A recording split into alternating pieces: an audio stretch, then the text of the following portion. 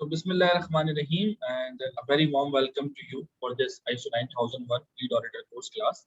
आज का जो टॉपिक है वो हमारा है identification of strength, weakness, opportunity, threats. किसी भी ऑर्गेनाइजेशन को इस बात को समझने में बहुत टाइम लग जाता है कि सॉट एनालिसिस की अहमियत उसके ओवरऑल ऑपरेशंस में कितनी इंपॉर्टेंट है। यानी अगर एक कंपनी अच्छा सॉट एनालिसिस कर देती है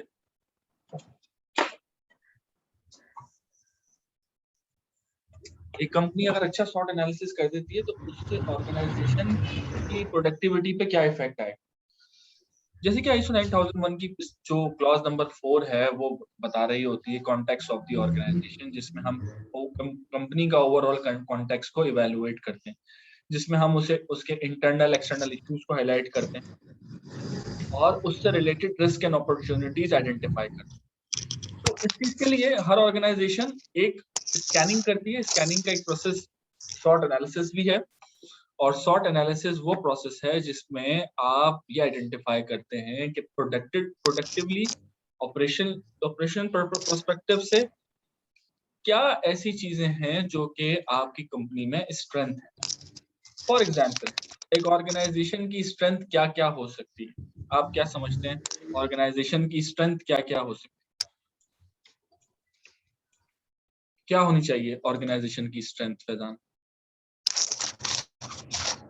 सर, स्ट्रेंथ के अंदर तो आपकी मार्केट वैल्यू में जिस तरीके से मैंने लिखा, मार्केट वैल्यू है, मार्केट रेपुटेशन है, आपकी ज्योग्राफिकल लोकेशन है, न्यू टेक्नोलॉजीज है, उसके अलावा आपके पास internally skilful staff, effective leadership जो डेडिकेट करे अपने टाइम को, अपनी सोच को, अपने बिजनेस को ग्रोथ करने के लिए, और ऑर्गेनाइजेशन का अप्रोप्रिएट स्ट्रक्चर है कि आपके स्ट्रक्चर में मॉडिफिकेशन होनी चाहिए आपकी वर्क काम के हिसाब से, कि आपको अगर कभी उसको ग्रोथ करना पड़े या एक्सपेंड करना पड़े तो आप उसको इजीली कर सकते हैं। बिल्कुल ठीक कह रहे हैं। ऑर्गेनाइजेशन की जो स्ट्रेंथ है वो उसकी कुछ मिसाल मैंने आपके सामने मेंशन भी की है कि क्या क्या चीजें आप एज एन स्ट्रेंथ अपनी इवेलुएट कर सकते हैं। This is what are our strength. Manufacturing efficiency, किसी भी ऑर्गेनाइजेशन की जो मैन्युफैक्चरिंग एफिशिएंसी है वो उसकी स्ट्रेंथ है। यानी अगर एक कंपनी ये प्रोडक्शन प्लानिंग में इस बात का फैसला कर रही है कि हम कोशिश करेंगे कि इस साल या आज इस हफ्ते किसी भी प्रोडक्ट के 8000 यूनिट प्रोड्यूस कर, तो उस 8000 यूनिट को प्रोड्यूस करने के लिए जो टाइम, एफर्ट, प्लानिंग आपने की है, अकॉर्डिंगली उसके मुताबिक काम किया जाए और एफिशिएंसी को एनहांस करते हुए 8000 के जो टारगेट है उसको अचीव किया। मैन्युफैक्चरिंग एफिशिएंसी में आपकी लेबर की स्किल्स आ जाती है, आपकी मशीनरी की कैपेबिलिटी आ जाती है, आपकी मेंटेनेंस प्लानिंग की इफेक्टिवनेस आ जाती है। अगर आपने मेंटेनेंस प्रॉपर्ली की होगी, ऑर्गेनाइजेशन में ये कल्चर होगा कि प्रिवेंटिव मेंटेनेंस आप करते हो, तो आपके ऑर्गेनाइजेशन के लिए ऑब्वियसली इजी हो जाता है। देन स्किल्ड वर्कफोर्स, ऑर्गेनाइजेशन के पास ऐसे लोगों की जरूरत होती है जो कि कॉम्पिटेंट। वर्ड कॉम्पिटेंसी अपने अंदर बहुत बड़ी एक मीनिंग छुपाए बैठा है, और कॉम्पिटेंसी जो है उसको हम नॉर्मल डेज में कहते हैं ability to perform any specific task. यानी किसी भी काम को करने के लिए खास किसी भी ऑर्गेनाइजेशन में काम करने वाले लोगों के पास ये अहलियत हो कि जिस पोजीशन पे वो मौजूद हैं उस पोजीशन पे वो काम सर अंजाम देने की उनमें 3 एबिलिटीज हो। या तो उस हवाले से उनकी कोई क्वालिफिकेशन हो, या कोई प्रीवियस एक्सपीरियंस हो, या फिर उस हवाले से कोई एक्सपर्ट लेवल की सर्टिफिकेशन।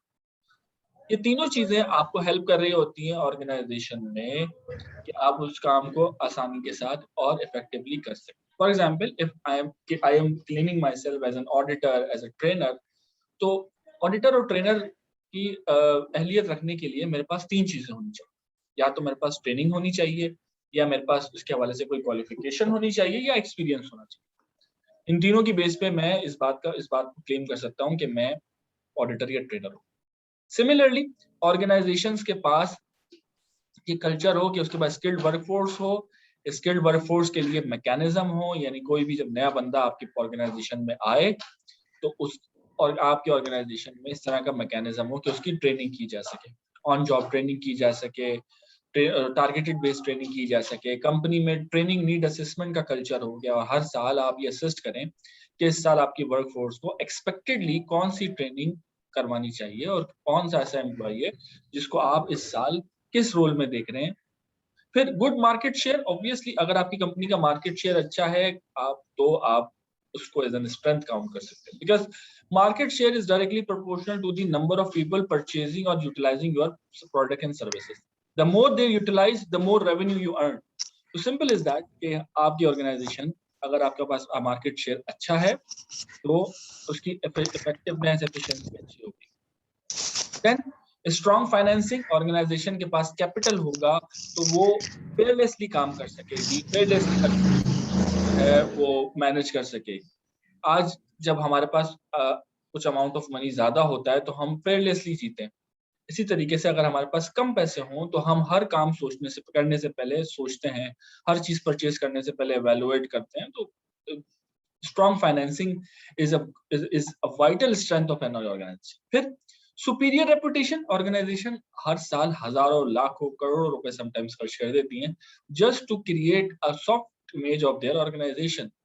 गुडविल पे ऑर्गेनाइजेशन अपनी हजारों लाखों रुपए सर्च खर्च कर रही होती हैं, स्पेंड कर रही होती हैं, ताकि वो ये बात बावर करा सके ऑर्गेनाइजेशन अपनी मार्केट में कि उनका मकसद सिर्फ कमर्शियल इंटरेस्ट नहीं है बल्कि सोसाइटी को पे बैक करना भी है, सोसाइटी का ख्याल है। Then weakness, obviously outdated facilities.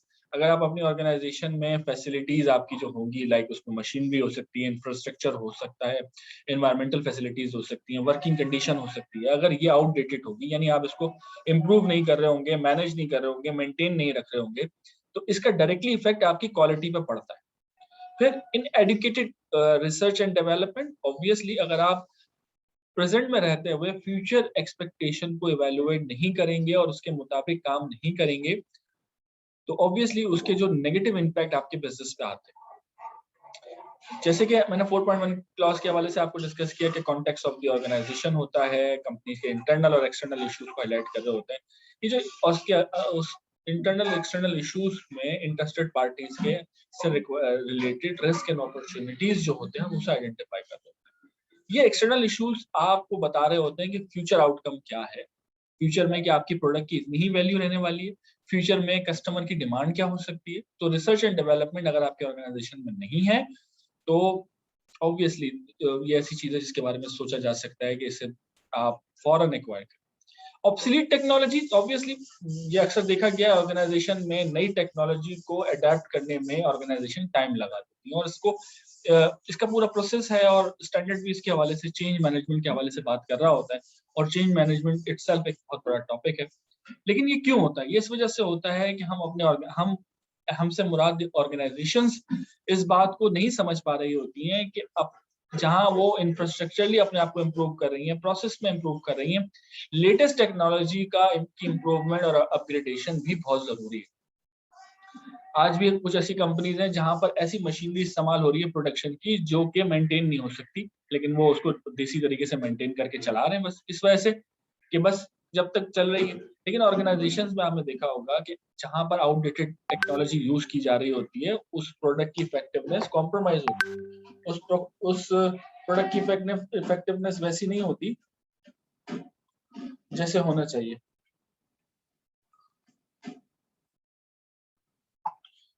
तो कोशिश यही होनी चाहिए ऑर्गेनाइजेशन की कि वो लेटेस्ट टेक्नोलॉजी को एवेलुएट करें और उसको एक्वायर करें। वीक मैनेजमेंट, ऑब्वियसली मैनेजमेंट का काम, मैंने आपको जैसे कि हमने बताया था कि 9001 बहुत ज्यादा इन्हिसार कर रहा होता है लीडरशिप पे, बिकॉज यही वो चीज है जो कि शायद one of the major change है 2008 स्टैंडर्ड में और 2008 वर्जन में और 2015 वर्जन में। 2015 वर्जन में लीडरशिप को बहुत ज्यादा कमिटेड होने पर इन्फोर्स किया है स्टैंडर्ड ने। तो लीडर्स कौन होते हैं? ऑब्वियसली लीडर्स वो हैं जो कि आपके डिसीजन मेकर्स हैं। जब तक आप डिसीजंस लेते हैं ऑर्गेनाइजेशन में तो यही इवैल्यूएट किया जा रहा होता है कि ऑर्गेनाइजेशंस कोशिश करती हैं कि वो ऐसे डिसीजंस लें, ऐसी मैनेजमेंट हो जिसके पास इख्तियारात हों, जिसके पास विजन हो, जो कि खुद एग्जाम्पल सेट करे। फिर past planning failures, organisation planning करती है, पीडीसीए साइकिल जैसे कि बहुत अहम रोल है और किसी हमारे जो स्टैंडर्ड का मैकेनिज्म है, पीडीसी साइकिल हमारे बैकबोन कहा जाता है पीडीसी साइकिल। पीडीसी अप्रोच ही इस्तेमाल की गई है 9001 2015 में। तो पीडीसीएस साइकिल में हम इस बात को सोचते हैं कि कोई जो चीज आपने प्लान की अकॉर्डिंगली उसके मुताबिक चीजें हुई या नहीं हुई, और अगर नहीं हुई तो you have to evaluate the grey areas, the shortcomings की क्या गलतियां थी जिसकी वजह से प्लानिंग आपकी 100% एग्जीक्यूट नहीं हो सकी। तो पास्ट प्लानिंग फेलियर्स ऑर्गेनाइजेशन में बहुत सी मिसालें मिलती हैं कि ऑर्गेनाइजेशन ने कोई चीज प्लान की, वो फेल हो गई, कोई चीज स्ट्रेटेजी बनाई, स्ट्रेटेजी बैकफायर हो गई। ऑर्गेनाइजेशन ऐसी चीजों को भूल जाती हैं और उसको किताबों का, पेपर्स और फाइल्स का हिस्सा बनाकर साइड कर देती है। लेकिन नहीं, अच्छी ऑर्गेनाइजेशंस वो होती हैं जो कि अपनी अपनी फेलियर से सीखें, अपने फेलियर से केस स्टडीज बनाएं, अपने फेलियर से जो है वो फ्यूचर चीजों को इवेल्युएट करें कि ये गलती हुई थी, अब हम इस गलती को रिपीट नहीं करेंगे। What are the opportunities? Opportunities क्या हो सकती हैं किसी भी ऑर्गेनाइजेशन में? Possible of new market. Obviously हर कंपनी ये सोच रही होती है कि न्यू मार्केट में आप इंटाइटल्ड हो, न्यू मार्केट में आप इवेल्युएट हो, न्यू मार्केट में आप इंटर हो, ठीक है। इसके अलावा स्ट्रॉन्ग इकोनॉमी, जिन कंट्रीज की इकोनॉमी अच्छी होती है वहां पर उसका डायरेक्ट इम्पैक्ट बिजनेस पे आ रहा होता है, और बिजनेस पे आने से मुराद पॉजिटिव इम्पैक्ट होता है। जैसे कि हम ये कहते हैं कि अर्ली 2000s में 2001 से लेकर 2010 तक पाकिस्तान में बैंकिंग इंडस्ट्री और टेलीकॉम इंडस्ट्री का बूम रहा। बहुत ज्यादा टेलीकॉम पार्टनर्स आए, बहुत ज्यादा नए बैंक्स ओपन हुए, नए बैंक्स को लाइसेंस मिला काम करने के लिए पाकिस्तान, बिकॉज क्योंकि उस दौरानिए में इकोनॉमी आपकी पॉजिटिवली मूव कर रही थी। ना सिर्फ पॉजिटिवली मूव कर रही थी, बल्कि जो रूल्स एंड रेगुलेशंस थे गवर्नमेंट के towards banking sector, service sector, वो काफी यूजर फ्रेंडली थे, ऑर्गेनाइजेशनल फ्रेंडली थे, जिसका इम्पैक्ट ये आया कि नए प्लेयर्स आए और उनको अच्छा रिस्पांस मिला।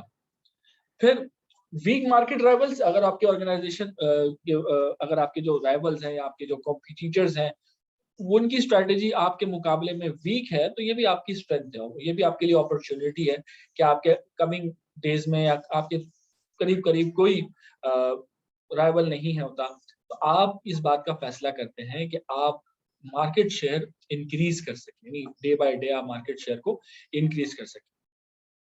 देन इमर्जिंग टेक्नोलॉजी, जैसे कि ऑब्सोलीट टेक्नोलॉजी हमने वीकनेस आइडेंटिफाई की, इसी तरीके से इमर्जिंग टेक्नोलॉजी जो है वो आपकी अपॉर्चुनिटी है। यानी आप ये आइडेंटिफाई करते रहें कि आपके काम से रिलेटेड, आपके स्कोप ऑफ वर्क से रिलेटेड कौन सी ऐसी टेक्नोलॉजी है जो कि काम आ सकती है, कौन सी ऐसी टेक्नोलॉजी है जो कि आपके काम को मजीद आसान बना सकती है। जैसे कि पूरी दुनिया में इस वक्त ऑटोमेशन पे काम किया जा रहा है। अगर एक प्लांट में पहले 400 अफराद काम करते थे, तो अब वो कम होके पहले 200 पे आए और अब वो तकरीबन 10% यानी 40 पर, और उनकी एक्टिविटीज जो है वो मैकेनिकल से हटके जो है वो टेक्निकल की तरफ आ गई हैं, और वो उनका काम मॉनिटरिंग है, उनका काम ऑब्जर्वेशन है, और ज्यादातर रोबोटिक्स पे काम किया जा रहा होता है। ऑटोमेटिक मशीन्स बहुत ज्यादा आ गई हैं जो कि जिसने मैन मैनेजमेंट को कम कर दिया। इस पूरे सिनेरियो में अगर ऑर्गेनाइजेशन, और जब भी आप ऑटोमेशन पे जाते हैं, एरर प्रूफिंग पे जाते हैं, एरर चांसेस ऑफ एरर्स कम हो जाते हैं as compare to manual system. Then growth of existing market, अगर आपकी एग्जिस्टिंग मार्केट में ग्रोथ नजर आ रही है और आप ग्रो कर रहे हैं, तो ये भी आपकी अपॉर्चुनिटी है। फॉर एग्जांपल, अगर आप बेवरेजेस का काम कर रहे हैं, फूड ड्रिंक्स का काम कर रहे हैं, तो फिर आप ये देख रहे होंगे कि अगर पाकिस्तान में एक लंबा अरसा होता है जब हम समर सीजन को एक्सपीरियंस कर रहे होते हैं, और विंटर नॉर्मली अगर हम कराची की बात करें तो कम मंथ्स का होता है। इस दौरान में कराची की एक बहुत बड़ी मार्केट है जो कि ड्रिंक्स, नॉन ऑर्गेनिक ड्रिंक्स पे जाती है, नॉन कार्बोनेटेड ड्रिंक्स लेती है, आर्टिफिशियल जूसेस लेती है। तो ये मार्केट अगर आप ग्रो कर रहे हैं with respect to number of customers and number of retailers, number of distributors, और आप नई नई जगहों पे, यानी अगर आप कराची में काम करें तो इंटीरियर सिंध में, इंटीरियर पंजाब में भी आप अपनी पेनिट्रेशन बढ़ाते हैं, तो that relate to the growth of existing market. Then threats, obviously threats एक अनएक्सपेक्टेड आउटकम है जो कि किसी भी वक्त आपको बड़ा लॉस दे सकता है।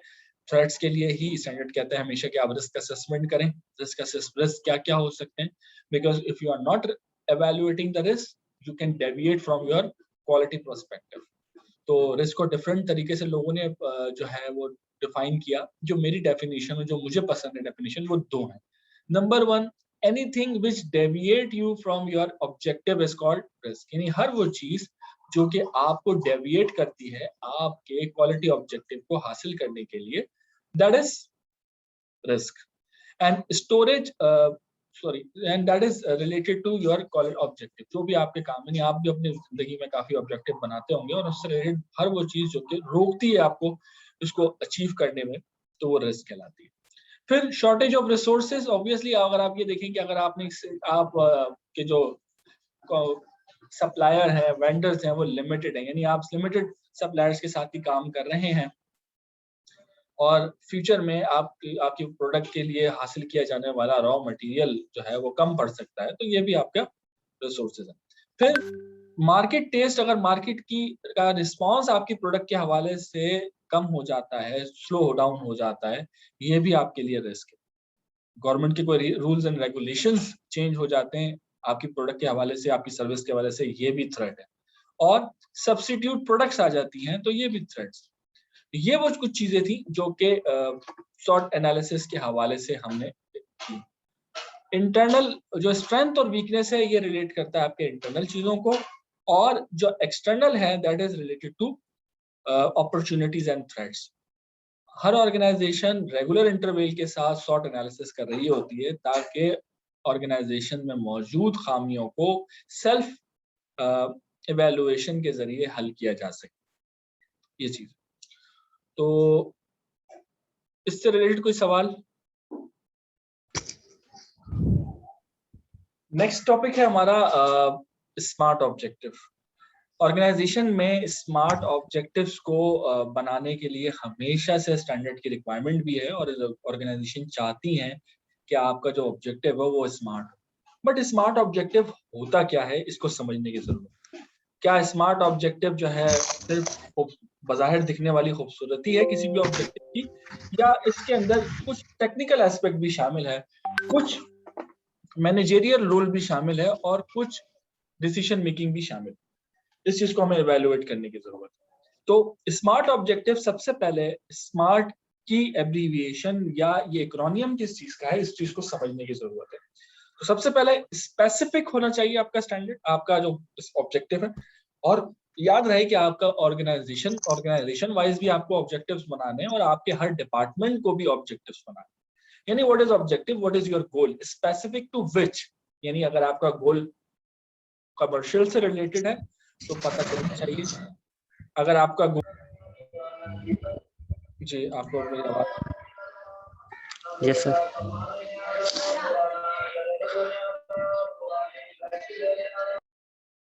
ठीक है जी। तो स्मार्ट ऑब्जेक्टिव पे हम बात कर रहे थे। स्पेसिफिक, आपको स्पेसिफिक टू गोल होना चाहिए, मेजरेबल होना चाहिए, यानी इसमें कुछ स्टैटिस्टिक्स शामिल होना चाहिए, इसमें कुछ इसको मेजर किया जा सके क्वालिटेटिवली या quantitatively.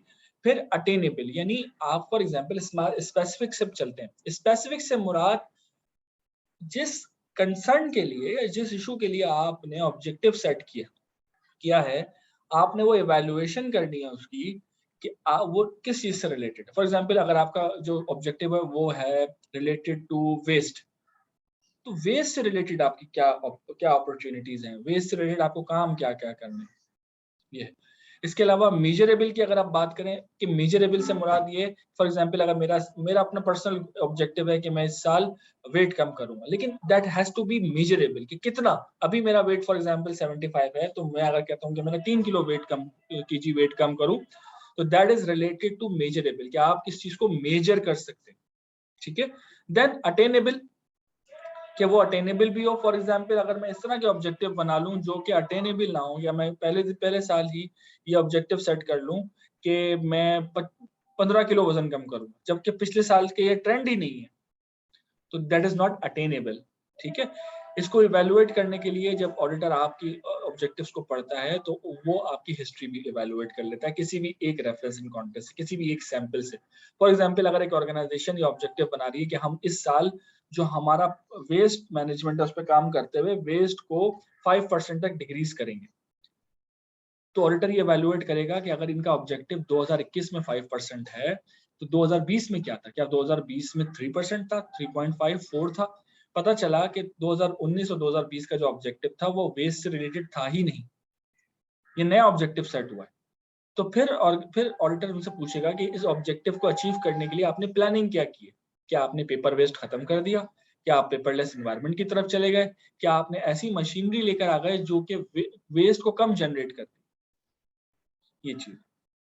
Then relevant basically organisation हमेशा से ये थोड़ा सा इस चीज से डिट्रैक्ट हो जाती है कि जब भी आप कोई बनाते हैं, जब भी आप कोई ऑब्जेक्टिव बनाते हैं, जब भी आप कोई इस तरह की कोई चीज इवेलुएट करते हैं, स्मार्ट ऑब्जेक्टिव बनाते हैं, तो इस बात को भूल जाते हैं कि आपका रेलेवेंसी होनी चाहिए टॉपिक से रिलेटेड। यानी अगर आपकी प्रोडक्शन से रिलेटेड कोई ऑब्जेक्टिव है तो आपकी स्पेसिफिकेशन भी प्रोडक्शन से रिलेटेड। अगर आपकी कोई ऑब्जेक्टिव मार्केटिंग या सेल्स से रिलेटेड है तो उसकी रेलेवेंसी भी सेल्स से रिलेटेड।